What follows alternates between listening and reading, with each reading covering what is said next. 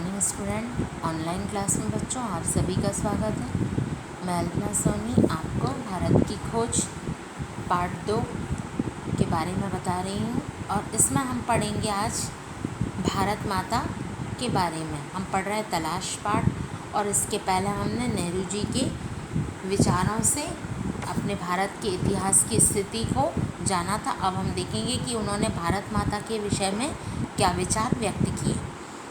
अक्सर जब मैं एक के बाद एक सभा में जाता तो श्रोताओं से मैं अपने इस देश की चर्चा करता, हिंदुस्तान की और साथ ही भारत की, जो जाति के संस्थापक भरत के नाम पर आधारित इसका प्राचीन संस्कृत नाम है। मैंने शहरों में ऐसा कम किया क्योंकि वहाँ के श्रोता अपेक्षाकृत आधुनिक थे और वे अधिक दमदार भाषण की अपेक्षा करते थे। पर सीमित नज़रिए वाले किसानों को मैंने इस महान देश की बाबत बताया। यहाँ नेहरू जी बता रहे हैं कि भरत नाम पर ही हमारे देश का नाम भारत पड़ा, जो कि ये प्राचीन संस्कृत नाम है और जो कि जाति के जो संस्थापक थे, भारत की ही जो जाति के संस्थापक थे, उन्हीं के नाम पर भारत देश नाम पड़ा। किसानों को मैंने इस महान देश की बाबत बताया कि जिसकी मुक्ति के लिए हम संघर्ष कर रहे हैं, कैसे इसका हर हिस्सा दूसरे से भिन्न होते हुए भी भारत है। मैंने उन्हें उत्तर से दक्षिण और पूर्व से पश्चिम तक किसानों की सामान्य समस्याओं की जानकारी दी और उस स्वराज की भी जो कुछ विशेष लोगों के लिए नहीं, सबके लिए, भारत के हर हिस्से के लिए एक सा होगा। मैंने उन्हें सुदूर उत्तर पश्चिम में खैबर के पास से कन्याकुमारी या कैप कॉमरेन तक अपनी यात्रा के बारे में बताया। मैंने बताया कि कैसे हर जगह मुझसे किसानों ने एक जैसे सवाल पूछे, क्योंकि उनकी समस्याएं समान थीं और गरीबी, कर्ज, निहित स्वार्थ, जमींदार, महाजन, भारी लगान और कर, पुलिस के अत्याचार, ये सब उस ढांचे में लिपटे हुए थे जिसे हमारे ऊपर विदेशी हुकूमत ने आरोपित किया था। साथ ही यह भी कि राहत भी सबके लिए नहीं आनी चाहिए। मैंने इस बात की कोशिश की कि वे भारत को अखंड मानकर उनके बारे में सोचें, साथ ही थोड़ा बहुत उस विराट विश्व के बारे में सोचें जिसके हम एक हिस्से हैं। यहाँ पर नेहरू जी ने जब भारतीय जन से जब उनकी मुलाकात हुई, तब उन्होंने गरीब किसानों की समस्याओं को जाना, उनके बारे में जाना कि उनकी जो समस्याएं थी वह सबसे बड़ी समस्या थी गरीबी, कर्ज, क्योंकि वह अपने घर के पालन पोषण के लिए ज़मींदारों से उधार लेते थे और वह उनसे बदले में कर लेते थे, क्योंकि जब फसल अच्छी होती थी तो उनसे लगान के रूप में वह वसूलते थे। उनकी कई ऐसी समस्याएं थीं। इन सब समस्याओं के समाधान के बारे में नेहरू जी सोच रहे थे और वे चाहते थे कि जनता एकजुट होकर पूरे विश्व के बारे में सोचे, इन समस्याओं का समाधान साथ मिलकर निकालें। यह काम बहुत आसान नहीं था, पर उतना मुश्किल भी नहीं था जैसा मैंने सोचा था। हमारे प्राचीन महाकाव्यों, पुरागाथाओं और दंत कथाओं की उन्हें पूरी जानकारी दी। इस साहित्य ने अपने देश की अवधारणा से उन्हें परिचित करा दिया। इन लोगों में से हमेशा कुछ ऐसे भी होते थे जिन्होंने भारत के चारों कोनों में स्थित धार्मिक स्थलों की यात्रा की थी। यहाँ पर नेहरू जी ने हमारी प्राचीन संस्कृति, महाकाव्य, हमारे पौराणिक ग्रंथ और जो प्राचीन दंत कथाएँ जिन्हें मुख से उन कथाओं की वर्णन किया जाता है, उनकी जानकारी भी उस आपसी जो जनता थी उन सभी को दी और वे आपस में इन सब विचारों को आदान प्रदान भी करते थे। कभी कभी जैसे ही मैं किसी सभा में पहुंचता था, मेरे स्वागत में अनेक कंठों का स्वर गूंज उठता था, भारत माता की जय, क्योंकि नेहरू जी बहुत बड़े देशभक्त थे और उन्हें देखकर लोग अपनी खुशी व्यक्त करते थे और वह भारत माता की जय बोलते थे। मैं उनसे अचानक प्रश्न कर देता कि इस पुकार से उनका क्या आशय, यानी भारत माता की जय बोलने का क्या अर्थ है। मेरा प्रश्न उन्हें मनोरंजक लगता और चकित करता। उनकी ठीक ठाक समझ में नहीं आता कि वे मुझे क्या जवाब दें। और तब वे एक दूसरे की ओर और फिर मेरी ओर ताकने लगते। मैं बार बार सवाल करता जाता, आखिर एक हट्टा कट्टा जाट जिसका ना जाने कितनी पीढ़ियों से मिट्टी से अटूट नाता है, जवाब में कहता है कि भारत माता हमारी धरती है, भारत की प्यारी मिट्टी। मैं फिर सवाल करता, कौन सी मिट्टी? उनके अपने गांव के टुकड़े की, या जिले और राज्य के तमाम टुकड़ों की, या फिर पूरे भारत की मिट्टी? प्रश्नोत्तर का यह सिलसिला तब तक चलता रहता जब तक ये प्रयत्न करते रहते और आखिर में कहते कि भारत वह सब कुछ तो ही है जो उन्होंने सोच रखा है। इसके अलावा भी बहुत कुछ है।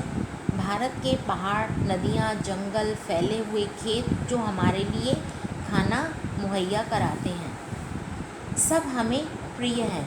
लेकिन जिस चीज़ का सबसे अधिक महत्व है वह है भारत की जनता और उनके और मेरे जैसा तमाम लोग, वे सब लोग जो इस विशाल धरती पर चारों ओर फैले हैं। भारत माता मूल रूप से यही लाखों लोग हैं और उनकी जय का अर्थ है इसी जनता जनार्दन की जय। मैंने उनसे कहा कि तुम भारत माता के हिस्से हो, एक तरह से तुम खुद ही भारत माता हो। जैसे जैसे यह विचार धीरे धीरे उनके दिमाग में बैठता जाता, उनकी आंखें चमकने लगती, मानो उन्होंने कोई महान खोज कर ली हो। इस पैराग्राफ में नेहरू जी बता रहे हैं, अपने कुछ उदाहरण प्रस्तुत किए कि जब मैं लोगों के बीच में गया तो लोग मुझे देखकर भारत माता की जय बोलते और नेहरू जी उनसे प्रश्न करते कि तुम किस वजह से भारत माता की जय बोलते हो, ऐसी क्या कारण है। तब वह उत्तर ठीक से नहीं दे पाते तो वह नेहरू जी के प्रति चकित होकर देखते और सोचते कि हम भारत माता की जय बोल रहे हैं, लेकिन इसका असली अर्थ क्या है। तब नेहरू जी ने उन्हें इस बात से अवगत कराया कि हम जिन भारत माता की जय बोल रहे हैं, हम ही इस भारत की संतान हैं और हम ही भारत की संतान हैं और हम अपनी ही जय स्वयं बोल रहे हैं, क्योंकि इस भारत की पहाड़, नदियाँ, जंगल, फैले हुए खेत, ये सब हमारे ही हैं। और जब हम इसमें खेती करते हैं तो यह खेत की मिट्टी सिर्फ एक ज़िले या गांव की मिट्टी नहीं रहती। हर किसान इस भारत की धरती पर ही अनाज बोता है और भारत की जनता तक यह अनाज भी पहुंचाता है, मेहनत करता है, परिश्रम करता है, पर इस भारत के लिए ही कि सबकी सोच के लिए।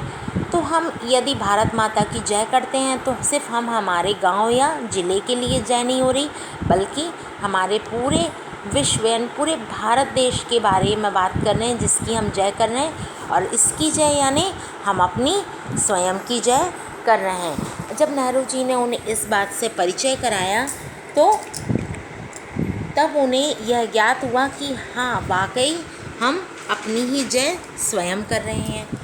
अब हम देखेंगे भारत की विविधता और एकता। भारत की विविधता अद्भुत है, प्रकट है, वह सतह पर दिखाई पड़ती है और कोई भी उसे देख सकता है। इसका ताल्लुक शारीरिक रूप से भी है और मानसिक आदतों और विशेषताओं से भी।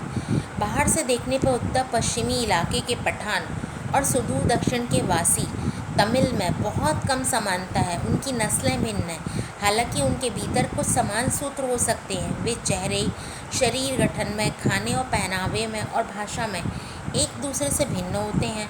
उत्तर पश्चिमी सीमांत प्रदेश में मध्य एशिया की गमक तो है ही, वहाँ के बहुत से रीति रिवाज जैसे कश्मीर के, हिमालय के उस पार के देशों की याद दिलाते हैं। पठानों के लोक प्रचलित नृत्य रूसी कोजक नृत्य शैली से मिलते हैं। इन तमाम विभिन्नताओं के बावजूद पठान पर भारत की छाप वैसी ही स्पष्ट है जैसी तमिल पर। इसमें कोई अचरज नहीं, क्योंकि सीमा के ये प्रदेश और साथ ही अफ़गानिस्तान भी भारत के साथ हजारों वर्ष से जुड़े हैं और ये पुराने तुर्क और दूसरी जातियां भी अफ़गानिस्तान और मध्य एशिया में बसी थीं।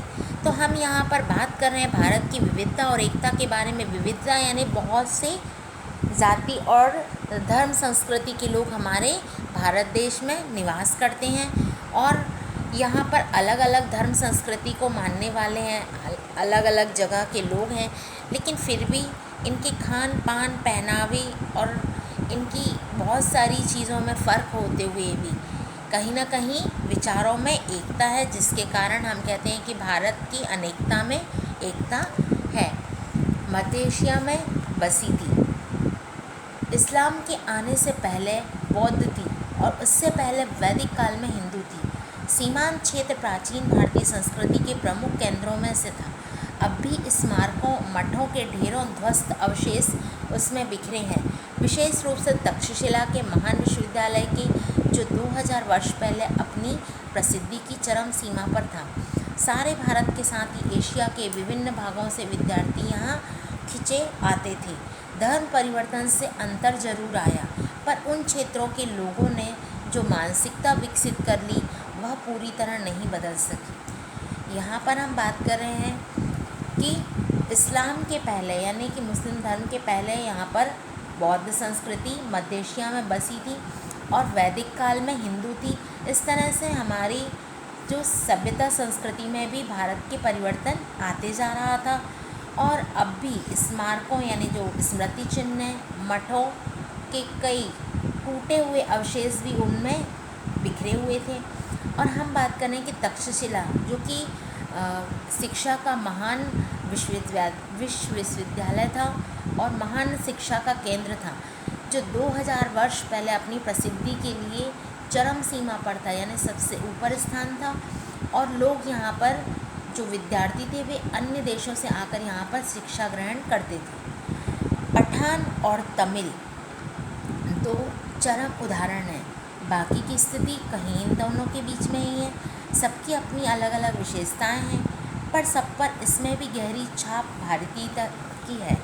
यह जानकारी बेहद हैरत में डालने वाली है कि बंगाली, मराठी, गुजराती, तमिल, आंध्र, उड़िया, असमी, कन्नड़, मलयाली, सिंधी, पंजाबी, पठान, कश्मीरी, राजपूत और हिंदुस्तानी भाषी जनता से बसा हुआ विशाल मध्य भाग कैसे सैकड़ों वर्षों से अपनी अपनी अलग पहचान बनाए रहा है। हम यहाँ पर बात कर रहे हैं कि पठान और तमिल दो उदाहरण हमारे सामने हैं और सबकी अलग अलग विशेषताएं हैं। अलग अलग देशों से, अलग अलग राज्यों से रहने वाले लोग हमारे भारत देश में रह रहे हैं और अपनी सारी संस्कृतियों के साथ सभी मिलकर रह रहे हैं। इसके बाद भी अपनी सभी धर्म की, सभी की संस्कृति की अलग पहचान है। इसके बावजूद इन सब के गुण दोष कमोबेश एक से हैं। इसकी जानकारी पुरानी परंपरा और अभिलेखों से मिलती है। अभिलेख यानी कि जो प्राचीन लिखित हुए में हमको इतिहास में मतलब अभिलेख मिले हैं। साथ ही इस पूरे दौरान वे ऐसे भारतीय बने रहे जिनकी राष्ट्रीय विरासत एक ही थी और उनकी नैतिक और मानसिक विशेषताएं भी समान थी। प्राचीन चीन की तरह प्राचीन भारत अपने आप में एक दुनिया थी, एक संस्कृति और सभ्यता थी जिसने तमाम चीज़ों को आकार दिया। विदेशी प्रभाव आए और अक्सर उस संस्कृति को प्रभावित करके उसी में वे जज्ब हो गए, मिल गए। यानी जैसे हमारे भारतीय संस्कृति में भारत देश में अलग अलग देशों से लोग आए, अलग अलग धर्म संस्कृति के लोग आए, चाहे वह व्यापार की वजह से, चाहे वह शरणार्थी बनकर, वे हमारी भारतीय संस्कृति में ही मिल गए। जब भी विघटनकारी तत्व उभरे तत्काल उन्होंने सामंजस्य खोजने के प्रयास को बढ़ावा दिया। सभ्यता के आरंभ से ही भारतीय मानस में एकता के स्वप्न ने अपनी जगह बनाए रखी। इस एकता की कल्पना कभी किसी बाहर से आरोपित वस्तु या बाहरी तत्वों के विश्वास के मानकीकरण के रूप में नहीं की गई। इसके अंतर्गत विश्वासों, रीति रिवाजों के प्रति अपार सहिष्णुता का पालन किया गया और साथ ही हर तरह की विविधता को मान्यता ही नहीं प्रोत्साहन भी दिया गया।